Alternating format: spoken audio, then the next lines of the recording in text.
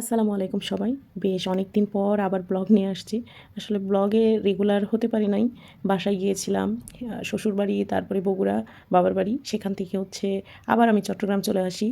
আর ২৬ সালটার ১ম হচ্ছে আমার মায়ের বাড়িতেই আমি কাটাইছি। আর তারপরে আমার মাকে নিয়ে আমি চট্টগ্রামে চলে আসছিলাম। তো যে কয়দিন আমার মা থাকবে আমি আমার মায়ের সাথে সময় কাটাবো, এই কারণে আর আমি ব্লগ দেই নাই। আর অনেক কিছু আসলে মা আর আমি হচ্ছে ১০ তারিখে বগুড়া থেকে রওনা দিই আর ১১ তারিখে সকালবেলা হচ্ছে আলহামদুলিল্লাহ আমরা চট্টগ্রামে পৌঁছাই। আসলে অনেক কিছু আমি ইচ্ছা করেই ব্লগে অ্যাড করি নাই। আর সব কিছু দেখাতেও চাই না। কিছু, কিছু জিনিস আসলে অনেক স্পেশাল।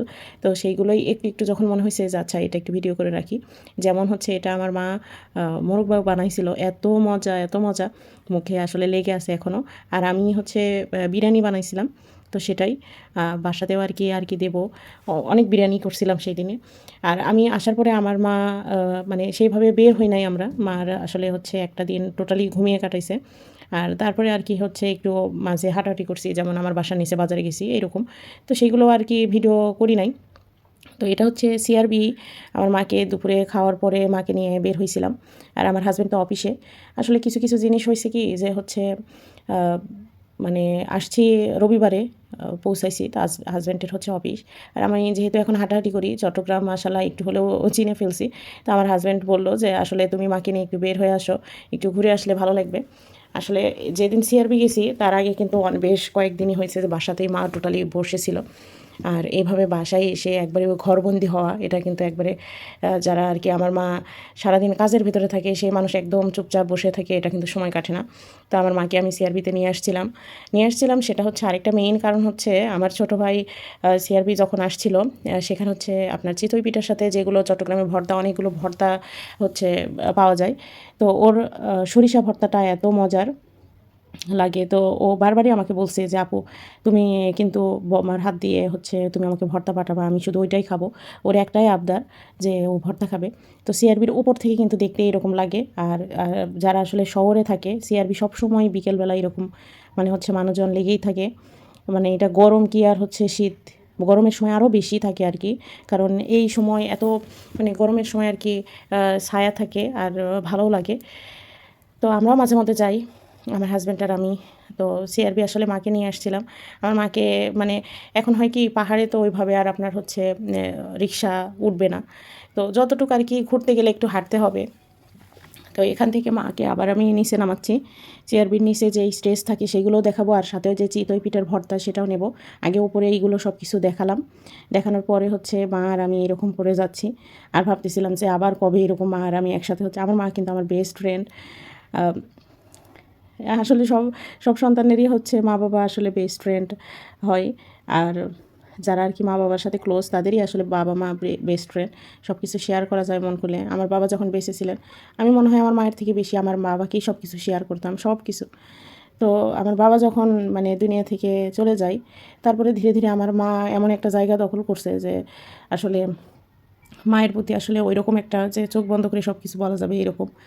তো মাকে নিয়ে এই যে আসলাম। এখানেই কিন্তু যে মামার এখানে আমি আসছি, গতবার সেম কাকা, চাচি, বোন, মোহিত তারা যখন আসছিল তারা এই মামার কাছ থেকে আর কি হচ্ছে পিঠা খাইছে। তো আমি আর অন্য কোথাও যাই নাই যেহেতু এখানকার এই ভর্তা খেয়েই বাঁধনের ভালো লাগছিল। আর এই মামার কেন জানি না প্রতিটা ভর্তা এত মজার ছিল সেদিন, এত ভালো লাগছে আমার, এত মজা লাগছে। মনে হচ্ছে সব ভর্তাই নিয়ে যাই। তো বিশেষ করে আমি হচ্ছে চিংড়ি ভর্তাটা নিছি। আর এখানে হচ্ছে সরিষা ভর্তা যেটা আমার ভাইয়ের প্রিয়, যেটা ও খাওয়ার জন্য খুব ব্যাকুল হয়েছিল। তো আমি এটা নিছি, মাকে বসিয়ে রাখছি। আর হচ্ছে মামার সাথেও আর কি বললাম যে এখানে আসলে একটা হলেও খেয়ে যাব আমার মায়ের সাথে। আর হচ্ছে আমার হাসব্যান্ড যেহেতু অফিস থেকে আসবে, আমার মা বারবার বলছে জামাইয়ের জন্য নাও, জামাইয়ের জন্য নাও। তো হচ্ছে ওর জন্যও নিয়ে যাব। আর আমার ভাইয়ের জন্য হচ্ছে ভর্তা। তো এখান থেকে মাকে ফার্স্ট আমি সেই ভর্তাটাই আর কি মানে দেখতে চাচ্ছিলাম যে আমার মায়ের রিঅ্যাকশনটা কেমন হয়। আর সরিষা ভর্তা কিন্তু এত ঝাঁঝালো, আপনি ফার্স্টে মুখে দিলেই এমন হবে যে পুরো মাথা আপনার মনে হয় যে কারেন্ট লাগছে এরকম। তো সেখান থেকে হচ্ছে বাসায় চলে আসি। প্রথম সেই দিন চট্টগ্রামে আমি মাকে নিয়ে বের হইছিলাম। তো তারপরে এই যে এই চিংড়ি ভর্তাটা এত মজা, এটা হচ্ছে আমার হাসব্যান্ডের জন্য নিয়ে আসছিলাম। আর আমার ভাইয়ের জন্য তো আলাদা এই যে ভর্তা এখানে রাখছি, সেটা হচ্ছে এখন নিয়ে ফ্রিজে রাখবো। আর মা তো বাসায় যাওয়ার জন্য বারবার বলতেছে আমাকে একাই বাসে তুলে দাও। আসলে সেটা তো সম্ভব না, আমার হাজব্যান্ডে একা কখনোই যেতে দেবে না। এদিকে আমার হাজব্যান্ডের অবস্থা দেখেন, ওর তো নাকে মুখে চোখে পানি চলে আসছে এই ভর্তা। আসলে এই ভর্তাটা যতই ঝাল হোক খুবই মজা লাগে, আর আমি চিংড়ি ভর্তাটা এমনিই খাইছিলাম, এত মজা লাগছিল। তবে এর ঝাল, আর ঝাল হলেও এটা কেন জানি না একটা নেশার মতো খেতে ইচ্ছা করে। তো আমার হাজব্যান্ড কিন্তু দেখেন খাচ্ছে চোখ বন্ধ করে ফিল নিয়ে খাচ্ছে, কিন্তু চোখে মুখে নাকে ওর কিন্তু পানি চলে আসছে। আমিও খাইলাম, আমার মা, তারপরে আমরা বিকালে আর কি একটু সন্ধ্যায় যেটা নাস্তা, এইগুলো খেয়ে তখন আসলে আমার ছোটো ভাইয়ের সাথে আমি ভিডিও কলে কথাও বলছি, ওকে ভর্তাগুলো দেখালাম। তো আসলে যেটা হয় আর কি, মা অনেক দিন পর আসলো আর আমার মা সেইভাবে বের হতে পারে না। তো এই আর কি, যে মায়ের সাথে একটা মুহূর্ত যদি সময় কাটে, আসলে আমার মা যখন ছিল বাসাতে মনে হচ্ছে আমি একটা মানে জান্নাতের যে একটা ঘ্রাণ এইরকম আমি পাচ্ছিলাম। আসলে মা বাবা প্রতিটা সন্তানের জন্য রহমত। তো আমি আবার এই মুহূর্তে আমার শাশুড়ি কল করছে, আমি মানে আমার শাশুড়িকে আমি কল করছিলাম, আমার শাশুড়ির সাথে আমি কথা বলছিলাম, তারপরে হচ্ছে আমার শ্বশুরের সাথে কথা বলছিলাম। তো তারাও বারবার বলতেছে মায়ের সেবা করো, আমার শাশুড়ি বারবার বলতেছে মায়ের সেবা করো, মাকে দিয়ে যেন কোনো কাজ করিও না, মাকে একটু রেস্ট দাও, উনি তো বাসায় বিয়ান কিন্তু অনেক কাজ করে, তুমি মাকে শুধু বলবা ঘুমাতে আর সময় মতো খাইতে দিবা। এটা আসলে আমার শাশুড়ি বলতেছিল। আমি কিন্তু আমার শাশুড়ির সাথেও আলহামদুলিল্লাহ অনেক বেশি ক্লোজ। আসলে এইগুলো বলতে হয় না, আসলে আমি যেটা বুঝি যে মানুষ যে বাড়ির বউ সে ননদদের দোষ দেয়, আবার ননদ যে সে ভাবিকে দোষ দেয়। আসলে দুনিয়াতে কোনো ননদ খারাপ না, আবার কোনো ভাবিও খারাপ না। আবার অনেক ভাবি আছে যে ননদকে আগেই প্রতিদ্বন্দ্বী মনে করে। তো এটা আসলে যে যার পারিবারিক বিষয়ও বলা যায়, আবার নিজে কিভাবে নেব এটাও। যেমন আমার একটা মাত্র ভাইয়ের বউ, সে আসলে আমি গেলে যেটা হয় আর কি, শুধু সালাম দেবে কেমন আছেন এইটুকুই, এর বাইরে সে কখনো এসে বসে কথাও বলে না। বা আমি যেটা চাই যে আমার সাথে এসে কথা বলুক বা বসে, মানে আমি কথা বললেও দেখা যায় যে সেটার উত্তরও আসলে ওই রকম করে দেয় না। তো আমি যখন এটা ফিল করি তখন আমি আমার ননদদের সাথে আমি বেশি কথা বলি, অনেক বেশি কথা বলি, যে আসলে আমি যেটা বাবার বাড়িতে যে ফিল করি সেটা যেন আমার ননাসরা কখনোই তাদের বাবার বাড়ি এসে এটা ফিল যেন না করে। তো আমি চেষ্টা করি, যেহেতু বড় ভাবি, আমি যে চট্টগ্রামে আছি কোনো দিন আমার ভাইকে বলেও নিয়ে যে একটা বার আমার ননদের সাথে ফোনে কথা বলি, সে কিন্তু ফোন দেয় না। আর আমি যেটা দেখলাম যে আমার মা এখানে 12 থেকে 13 দিন থাকলো, সে নিজে থেকে কখনো শাশুড়িকে ফোন দিয়েও খোঁজ নেয় নাই।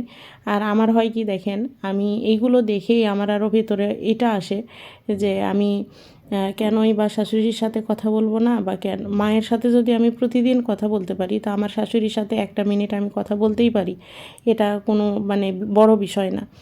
আর আপনি যখন আপনার আচরণ দিয়ে বা কথা বলবেন, কথাতেই কিন্তু আনন্দ, আবার কথাতেই কিন্তু দুঃখ।